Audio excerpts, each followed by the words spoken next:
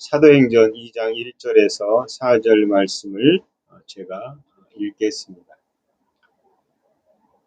오순절날이 이미 이름에 그들이 다 같이 한 곳에 모였더니 호련히 하늘로부터 급하고 강한 바람 같은 소리가 있어 그들이 앉은 온 집에 가득하며 마치 불의 혀처럼 갈라진 것들이 그들에게 보여 각 사람 위에 하나씩 임하여 있더니 그들이 다 성령의 충만함을 받고 성령이 말하게 하심을 따라 다른 언어들로 말하기를 시작하니라. 아멘. 오늘은 우리 안에 계신 하나님을 주목하라. 우리 안에 계신 하나님을 주목하라. 이 말씀으로 하나님 말씀을 나누겠습니다. 아침에 설교 준비하고 나서 아침에 갑자기 이걸 좀 언급해야겠다라는 생각을 해서 성령님이 우리 안에 계시는 것과 성령님의 세례 그리고 성령님의 충만함은 또 뭘까? 이런 생각을 좀 해봤어요. 그래서 요 차이를 좀 얘기하고 우리가 어떻게 이 땅에서 성령님을 따라서 하나님을 의지하고 하나님을 인식하고 또 하나님과 어떻게 동행할 것인가에 대한 얘기를 좀 나눠보고 싶다는 생각을 하게 됐습니다. 여러분, 오순절날 성령이 임하셨어요. 그러면 오순절날 성령이 임하시기 전에 성령님이 안 계셨느냐? 계셨거든요. 그 다음에 오순절날 성령님이 임하시기 전에 제자들은 그러면 성령님의 내주가 있었느냐? 그리고 오순절날 없다가 오순절날 성령님이 오셨느냐? 그리고 또 성령의 충만함은 또 뭔가? 이런저런 생각들에 대한 갈라잡이가 좀 필요하겠다는 생각을 했어요. 요한복음에 보면 예수님이 부활하신 후에 제자들을 만납니다. 엠마오에서 내려갔던 두 제자들의 실망해서 예수님이 구세인 줄 알았더니 돌아가셨어. 그런데 글쎄 시체가 없어졌대. 근심하면서 내려가는 사이 예수님이 나타나셔서 구약을 가지고 풀어주세요. 그 사건에 대해서. 그리고 그들이 이제 너무 성경이 잘 이해되니까 우리 같이 유하면서 저녁을 먹읍시다. 우리 예수님을 권유해서 같이 식탁에 앉았는데 나중에 예수님이 사라지는 거죠. 그리고 그들이 비로소 그분이 예수님이었다는 사실을 알고 제자들에게 보고합니다. 그리고 나서 제자들이 다시 그 얘기를 듣고 있는 사이에 예수님이 또 나타나시죠. 그리고 예수님과 대화를 나누시는 것들이 그런 장면들이 나옵니다. 여러분 예수님께서 그들에게 얘기를 하실 때에 하신 말씀이 있어요. 성령을 받으라 그러면서 후 이렇게 부으시는 장면이 있거든요. 어떤 신학자들은 그거는 예수님이 오순절날 성령 받을 것을 이미 비유적으로 얘기한 것이다. 이렇게 이해하는 사람도 있습니다. 그러나 그것이 아니라 그들은 이미 그때 예수님의 부활하심과 함께 예수님을 주로 고백하고 거듭난 자들입니다. 그리고 나서 예수님은 성령님을 기다리라 라고 얘기하는 것을 볼 수가 있습니다. 그래서 성령님이 다시 오순절날 임하시죠. 그것이 성령 세례, 그리고 성령 세례와 함께 성령의 충만함. 그런데 성령의 충만함과 함께 성령의 충만함은 또 계속 지속적인 의미를 가지고 있거든요. 그래서 예수를 믿는 자에게는 성령님이 내주하신다. 이것은 구원의 본질적인 표징입니다. 우리가 거듭남은 성령님이 오심으로 우리 안에 하나님의 생명이 새롭게 들어오는 거죠. 여러분, 이것은 좀 다른, 예수님이 거듭나셨잖아요. 거듭난 게 아니라 태어나실 때 성령님을 통한 잉태, 성령의 잉태로 하나님의 사람의 아들이 되시잖아요. 이 땅에 육신을 가지고 태어난 때에 그분 안에 성령님이 내주하셨습니다. 그래서 우리가 그리스도의 영이 없으면 거듭난 자가 아니다. 로마서 8장 9절은 누구든지 그리스도의 영이 없으면 그리스도의 사람이 아니다라고 말합니다. 그리고 에베소서 1장 13절 14절에 보면 약속의 성령으로 인치심을 받았으니 이 하나님의 인치심이 성령의 인치심이고 그것은 성령님이 우리 안에 들어오시는 겁니다. 그래서 예수 그리스도를 믿고 구원받은 순간에 성령님은 우리 안에 계십니다. 그래서 우리의 소속이 그리스도인으로서 그리스도 안에 존재하는 자들로 새로운 피조물이요 하나님의 자녀다라는 사실을 증거하는 것입니다. 그 다음에 예수님께서 성령님이 내주하시고 하나님의 자녀로서 이 땅을 계시는데 그분이 요단강에서 다시 물 세례를 받으십니다. 그때에 성령께서 비둘기같이 예수님께 임하시면서 이는 내 사랑하는 아들이다라는 음성을 듣게 됩니다. 이것은 바로 성령의 세례라고 볼 수 있습니다. 이미 성령이 내주하시는 그리스도인들이 다시금 성령의 세례를 받는 것은 어떤 표징적 사건이지만 성령님이 임하셨는데 또 임하시는, 그러니까 또 위에서 다시 거듭나기 위해서 오시는 것이 아니라 사역적 부르심과 연결이 됩니다. 예수님은 요단강에서 세례를 받으신 다음에 그 다음에 비로소 성령의 권능을 받고 3일 세 가지 시험을 받으신 후에 비로소 자신의 사역을 시작하시는 것을 볼 수 있습니다. 그래서 성령 세례는 사도행전에서처럼 성령의 내주 이후에 제자들에게 임한 사역적 능력 부여의 사건이다라고 이해하는 것이 바를 것 같습니다.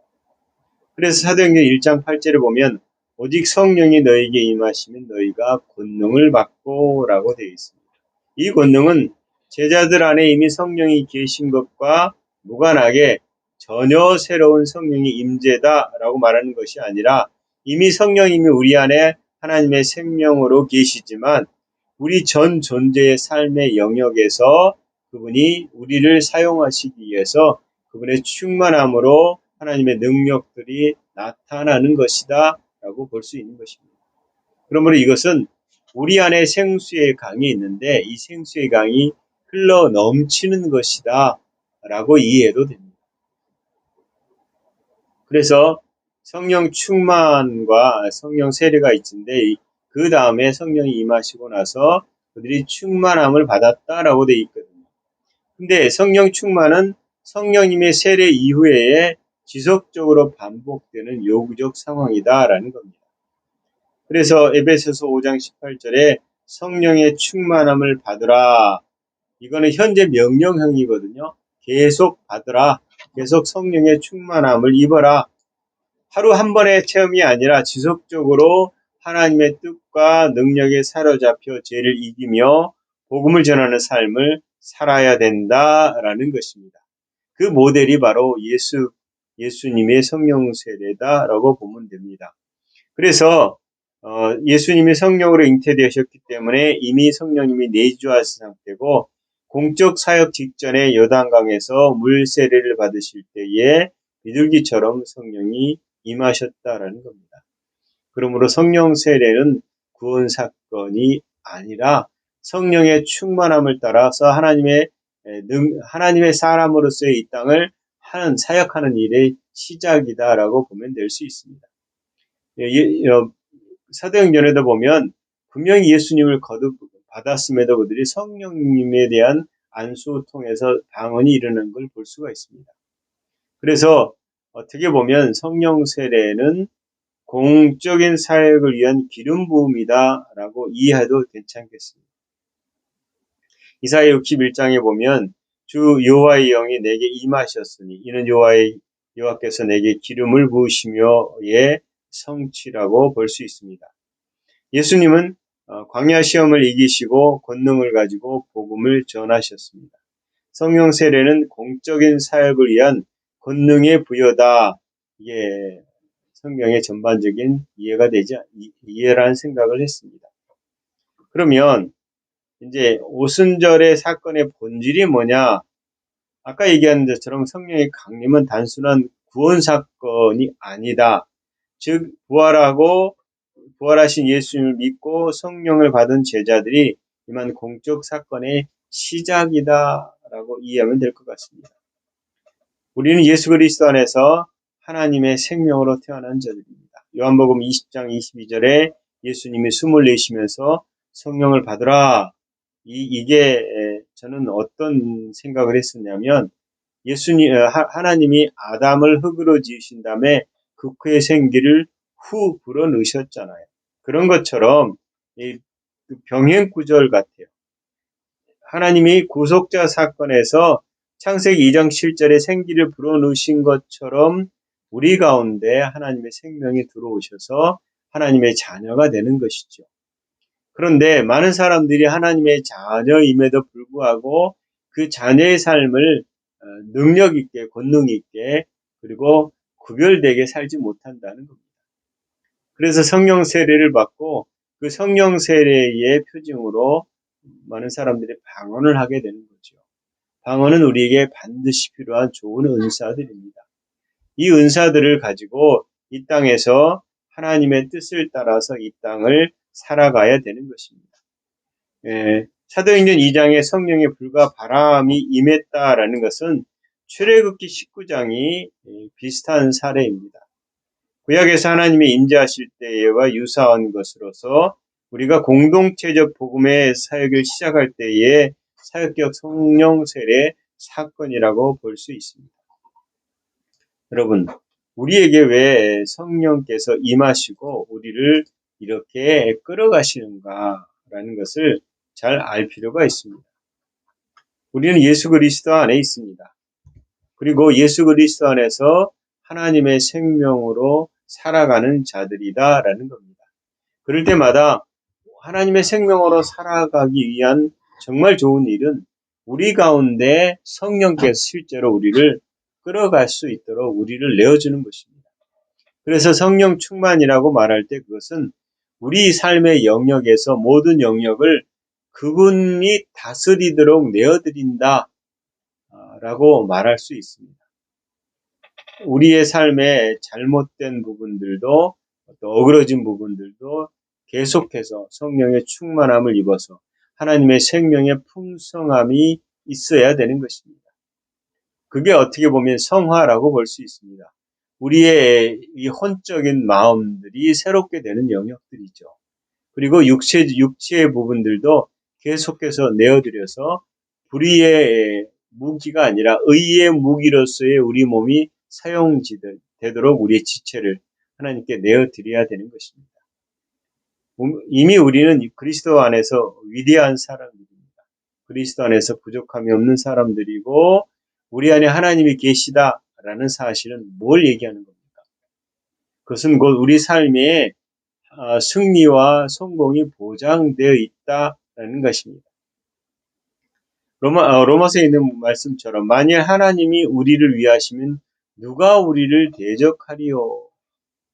그분이 이미 우리 편이시고 우리의 생명이 되시고 우리와 함께 하신다라는 사실입니다. 그래서 하나님이 나를 위하신다는 사실을 우리가 이해하는 것이 아니라 그것이 우리 삶 가운데 생명처럼 그 충만해지고 나면 우리의 삶은 완전히 전혀 새로운 삶으로 살아가게 될 것입니다. 두려움이 사라질 것이고 불안도 사라질 것이고 염려도 사라질 것입니다. 아무리 상황이 불길하고 어려워도 우리가 태어나게 걱정하지 마, 이길 것이야 라고 확신하게 된다라는 사실입니다. 왜냐하면 그 삶은 하나님이 책임지는 삶이지 내가 책임지는 삶이 아니거든요. 나는 죽었고 즉 옛 생명, 내가 내 의지로 뭔가를 꾸며서 해 나가려고 했던 이 혼적인 생명은 십자가에서 죽어버렸거든요. 그리고 나의 영과 하나님의 영이 연합되어진 새로운 삶이 펼쳐지고 영은 하나님께 순복하고 하나님은 영을 성령님을 통해서 내 삶을 끌어가신다. 그렇다면 우리가 무엇을 두려워하고 우리 무엇을 염려하고 무엇을 걱정하고 무엇을 불안해야 하는가라는 겁니다. 그래서 하나님이 우리를 위하시면 누가 우리를 대적하리요라고 로마서 8장 31절은 말한다는 것입니다. 하나님이 우리와 함께 하시는 이런 확신은 결국 내가 하나님의 사랑 가운데 걷는 것입니다. 이것은 이 세대를 초월해서 모든 분이 하나님과 함께 팔짱을 쫙 끼고 걷는 것입니다. 우리가 그분이 우리를 위할 뿐만 아니라 모든 삶에서 하나님과 함께 한다라는 의식을 가져야 됩니다. 무슨 말이냐면 우리는 종종 어려운 일이 생기면 하나님이 떠나버리셨나? 왜 하나님이 침묵하시지? 왜 하나님이 관심이 없으시지? 이렇게 말한다는 거죠. 그러나 하나님은 한 번도 우리를 떠난 적도 없고 우리의 생각까지 우리가 구하기 전에 구할 것이 무엇인지 필요한 것이 무엇인지도 알고 있다라는 사실입니다. 하나님은 어떤 환경이든 간에 상관없이 함께 하십니다. 여러분, 이 사실은 굉장한 진리입니다. 내가 무슨 일을 당할지라도 그분이 고개를 싹 돌려서 그 장면을 보지 않는다? 아니요. 항상 함께 하십니다. 거머리는 떼어내면 그만이지만 그거는 떼어낼 수가 없어요. 붙어 있거든요. 그래서 사람이 나를 사랑하면 내 말을 지키리니 내 아버지께서 저를 사랑하실 것이요 우리가 저에게 와서 거처를 저와 함께 하리라. 그러니까 내 집에 와서 나랑 산다. 나랑 한 몸이다. 뭐 이렇게 생각하시는 게 훨씬 편할 겁니다. 정말 싫으면 사람들은 뭐 싸워서든 무슨 간에 헤어질 수도 있지만 그분과는 헤어질 수가 없는 거예요. 요한복음 14장 16절 17절에 보면 예수님께서 분명히 내가 아버지께 구하겠으니 그가 또 다른 보혜사를 너에게 주사 영원토록 너희와 함께 있게 하시리니 라고 말합니다. 진리의 영이 저는 진리의 영이라 세상은 능히 저를 받지 못하나니 이는 저를 보지도 못하고 알지도 못함이라. 그러나 너희는 저를 아나니 저는 너희와 함께 거하시며 또 너희 속에 계시겠습니다. 라고 말합니다. 우리와 함께 거하신다. 우리 안에 계시겠다. 그리고 그분은 떠나지 않으신다. 그래서 여러분 어떤 상황이든 그분이 함께 하시는 겁니다. 그러므로 우리의 고백이 바뀌어야겠죠. 하나님 함께 주세요라는 고백은 할 필요가 없는 겁니다. 그냥 결과에 대해서 하나님 함께 하시니 감사합니다. 하나님 이 환경에서 여전히 함께 하시니 감사합니다. 이 어려움 가운데서도 함께 하시니 감사합니다. 주님이 함께 하시고 주님이 앞서가 주시니 이 어려움들이 반드시 새롭게 바뀔 것이고 전환될 것이고 우리는 승리할 것입니다. 이게 우리가 해야 될 고백이다라는 거예요. 그래서 진리 가운데 가장 귀한 진리가 바로 성령님이 우리 가운데 임하셨을 때 그분으로 우리가 채워지는 것이고 그분께 잠기는 것이고 그분이 비로소 모든 것을 끌어가고 역사를 일으킨다라는 사실입니다.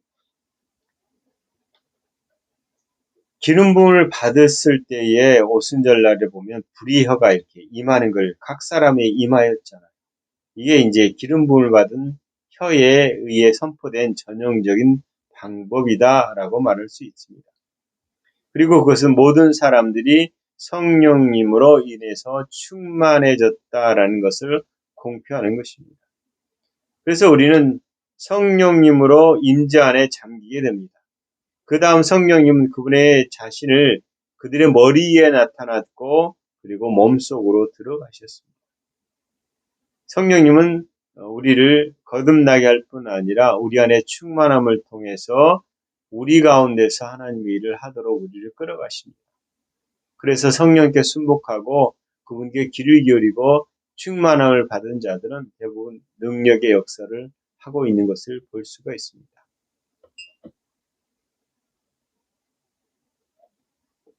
여러분, 빌립보서 3장 21절에 보면 그는 만물을 자기에게 복종하시게 하게 하실 수 있는 자의 역사로 우리의 낮은 몸을 자기 영광의 몸으로 형체와 같이 교환하게 하시리니 라고 되어 있습니다.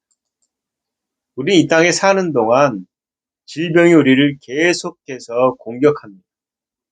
그러나 그것은 불법입니다.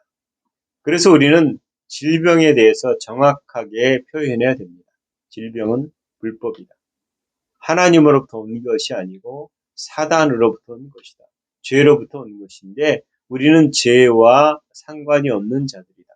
그러므로 우리 몸에 일어나는 모든 질병도 불법이다.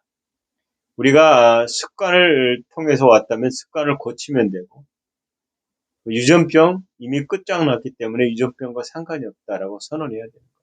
그리고 일어나는 질병에 대해서 계속 대적하고 그것이 건강한 것이 우리 권리라고 선포해야 되는 것입니다. 죄는 끝장났습니다. 그리고 죄에 연관된 모든 질병도 죄 아래 종속되어서 끝장났습니다. 우리는 저주 가운데 있지 않습니다. 우리는 그리스도 안에 있습니다. 우리가 질병이 현재 있을지라도 우리는 건강합니다. 그것이 우리가 선언해야 될 것입니다. 쉬운 것은 아닙니다. 우리는 오래전부터 감각에 사로잡힌 말과 행동과 생각을 했기 때문입니다. 그러나 우리는 영에 사로잡혀서 영을 따라 성령님을 따라서 사는 존재란 새로운 피조물의 삶을 살기 시작했습니다. 그러므로 방향전환을 통해서 그 삶을 살아가도록 우리의 마음도 훈련시키고 우리의 몸도 쳐서 복종시켜야 되는 것입니다. 우리는 성령님이 거하시는 거룩한 성전입니다. 우리는 건강하게 이 땅을 살아가야 될 그리스도 안에서의 권리를 가지고 있다라는 사실입니다. 하나님은 우리 안에 들어오셔서 우리의 몸도 하나님이 기뻐하시는 거룩한 지체로서의 삶을 살아가기를 원하십니다. 그러므로 우리가 우리의 눈도 귀도 입도 우리의 몸의 모든 영역도 아버지께 마땅히 드려지는 구별된 의의 무기, 의의 몸이 되어야 되는 것입니다. 그래서 빌립보서 1장 23절은 지금도 전과 같이 온전히 담대하여 살든지 죽든지 내 몸에서 그리스도가 존귀하게 되게 하려 함이니 이는 내가 사는 것이 아니라 그것이 그리스도께서 죽는 것도 유익함이라. 여러분, 우리가 그리스도 안에서 우리 몸을 우리의 지체를 내어드리는 것입니다. 그래서 그리스도께서 우리 안에 살 수 있도록 하는 것입니다. 여러분, 이것은 하찮은 일이 아닙니다. 굉장한 일입니다. 왜 내가 하나님의 삶에 이 땅에 하나님의 영광을 드러내지 못하는가 라고 말할 때에 우리가 위대한 일을 하는 것이 아니라 자그마한 일부터 고쳐나가면서 그 삶이 변화되어야 되는 것입니다. 마음이 변화되지 않으면 생각이 변화되지 않으면 아무것도 할 수 없는 거예요. 우리의 생각은 굉장히 중요합니다.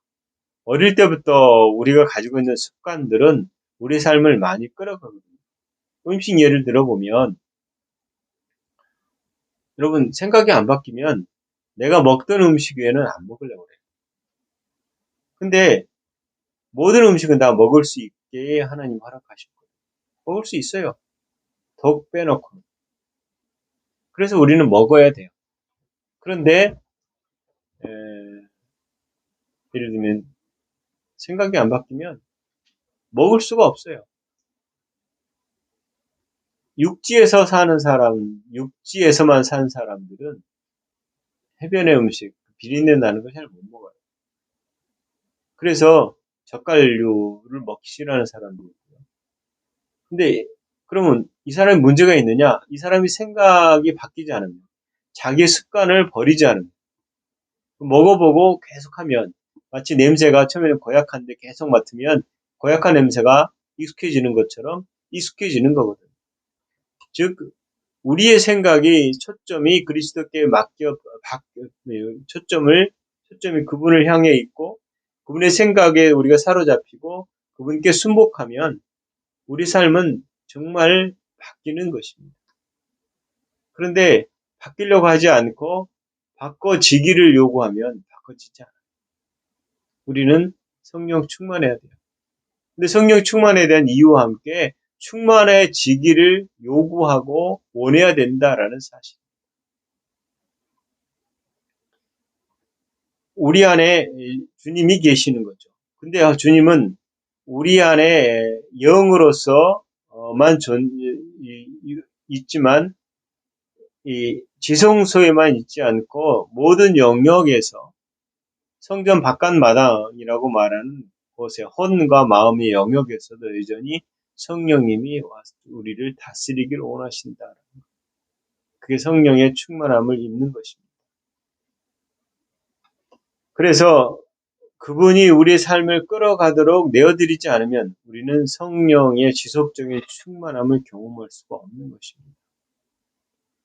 여러분, 무엇을 주목하고 삽니까? 제가 이렇게 현대 시국에 대해서 얘기를 하다 보면 텔레비를 보는 사람들, 뉴스를 보는 사람들, 특별히 MBC나 JTBS나 야당의 지금은 친여라고 그러죠. 근데 그들의 사고 속에 있는 많은 사고가 거기로부터 오는 걸 볼 수 있어요. 근데 왜곡된 것을 보도할 때가 문제거든요. 예를 들면 현재 있는 공영방송들이 다른 보도를 정확하게 해주면 상관이 없어요. 근데 정확한 보도를 하지 않아요. 그리고 왜곡된 보도를 계속하면 그걸 보는 사람들은 그 시각에서 다른 것을 보고 잘라내요. 그리고 음모론이 막 얘기하게 되거든요. 즉 내가 무엇을 보고 무엇을 섭취하느냐는 그의 삶에 굉장히 중요한 것입니다.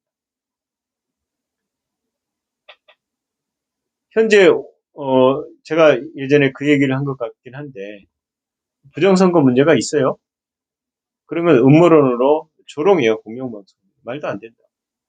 근데 더 많은 자료들이 나오거든요. 말도 안 되는 자료들, 뭉치기로 접해지지 않는, 예를 들어 선거 용지가 나온다고 생각해 보세요. 이거 방송하면 음모론이라고 얘기해요. 근데 신기한 거는 그런 문제되는 표들이 다 현 대통령의 이름으로 찍힌 것들이에요. 방송이 비판적인 방송을 안 해버려요. 그 다음에 선관위도 얼버무려요. 사법부도 조사하지 않아요. 행정부도 입법부도 마찬가지예요. 그러면 이거는 상권 분립이 깨져버린 거예요. 견제기구나 감시기구나 비판기구가 사라져버린 체제는 1인 체제로 갈 확률이 훨씬 높습니다. 근데 지속적으로 그런 시스템을 만들어 나가는데 아무도 그걸 반영하지 않아요. 그러면 이 사회는 우리가 말하는 공산주의라고 설마라고 말하지만 이미 그런 체제로 가고 있다라고 볼 수 있는 거거든요. 이 말을 왜 하냐면 우리가 보고 듣는 것에 대한 얘기를 지금 하는 겁니다. 우리가 말씀을 제대로 보지 않으면, 즉 하나님 말씀을 내 중심으로 이 종교성, 나의 유익을 위한 것으로 맞춰져 있다면 하나님의 본질적인 뜻을 알 수가 없어요. 성령님이 우리에게 왜 필요한가? 그분이 우리의 전부거든요. 하나님이 왜 우리에게 필요한가? 필요한 것이 아니라 그분이 우리의 전부거든요. 우리는 우리 안에 성령님이 계시고 우리 안에 하나님이 계시고 우리 안에 예수님이 계세요. 삼위 하나님이 우리 지성소 안에 있고 우리의 영은 그 지성소에서 연합되어 있어요. 그러나 우리의 의식, 우리의 혼, 우리의 마음이 바뀌지 않으면, 그분을 향하지 않으면, 우리의 몸이 의의 병기로 들여지지 않으면 이미 그분에 대한 모든 것이 주어졌음에도 이 영의 것이 밖으로 흘러넘쳐서 우리의 삶에 변화시킬 수 있는 일이 없어지는 거예요. 이것을 저도 지속적으로 반복하고 또 반복할 수밖에 없어요. 저도 자라나야 되고 저도 여전히 잘못된 그리고 부족한 것들이 많아요. 습관들, 고질적인 말투들, 뭐 이런 행동들, 이런 것들은 한순간에 바뀌지 않아요. 이미 그리스도 안에서는 끝장낸 문제지만 이 땅을 살아가는 나로서는, 즉 이 땅을 살아가는 몸과 마음을 가진 존재로서는 이 땅에서 옛사람의 것을 끊임없이 끊어내고 성령님의 충만함이 있도록 요구해야 되는 것입니다. 여러분, 우리가 어디에 소속되어 있습니까? 어둠의 권세에서 아들의 나라로 옮겨졌습니다. 성령님이 우리를 장악하기를 위해서는 우리가 성령의 충만함을 받아야 됩니다. 내어드리십시다. 우리의 모든 영역을 지속적으로 그분이 다스려질 수 있도록, 생수의 강이 흘러갈 수 있도록, 그리고 나서 우리 안에 계신 그분을 인식하는 거예요. 뭐 하늘나라 쳐다보면서 하늘 쳐다보면서 하나님이 저기 계신다라고 말하는 것이 아니라 내 안에서 말씀하신다라는 그것을 여러분 반복해서 그분께 나아가고 그분께 묻고 여쭙고 계속 우리 안에 그분을 인식하게 되면 우리가 어느 시간대에 분별이 조금씩 되기 시작해요. 근데 여기 잘못된 게 뭐냐면 지배당하려고 하는 것. 지배당한다는 것이 내 의지는 아예 없어버리는 것이 아니거든요. 조종당하려고 한다는 거죠. 이거는 잘못하면 어둠이 붙잡아가지고 옆에서 속삭여요. 그리고 늘 들으려고 그래요. 들으려고 한다고 할 때 듣는 것은 말씀이든 상황이든 기도든 여러 방식으로 말씀하는데 한 가지 방식. 직접 듣고 행동하려고 했을 때 사단에게 조종당하는 것입니다. 그 방법은 버리십시오. 성령님이 다양한 방식을 내어드리고 우리가 말씀에 집중하고 그분을 의식하고 보이지 않는 것을 바라보고 우리의 위치를 고백하고 우리의 권세를 고백하고 우리가 그리스도 안에 어떤 존재인지를 계속 알아가고 그럴수록 그리고 우리가 우리 안에 계신 그분을 주목할 때에 우리의 삶은 확연하게 하나님이 원하시는 쪽으로 가지 않느냐라는 생각을 하게 됩니다. 여러분, 우리 안에 계신 하나님, 그분을 계속해서 주목합시다. 그분을 향해서 계속 바라보고 말을 걸으십시오. 말씀을 고백하십시오. 그럴 때마다 하나님 우리에게 주신 놀라운 승리의 삶을 경험하게 될 것입니다. 기도합시다. 하나님, 항상 함께 하신 것을 감사합니다. 우리가 그리스도 안에 있어서 아무런 두려움 없이 염려 없이 불안하지 않고 하나님이 말씀하시는 대로 감각을 따라 말하지 않고 영을 따라서 항상 기뻐할 수 있는 자가 되게 하신 것 감사합니다.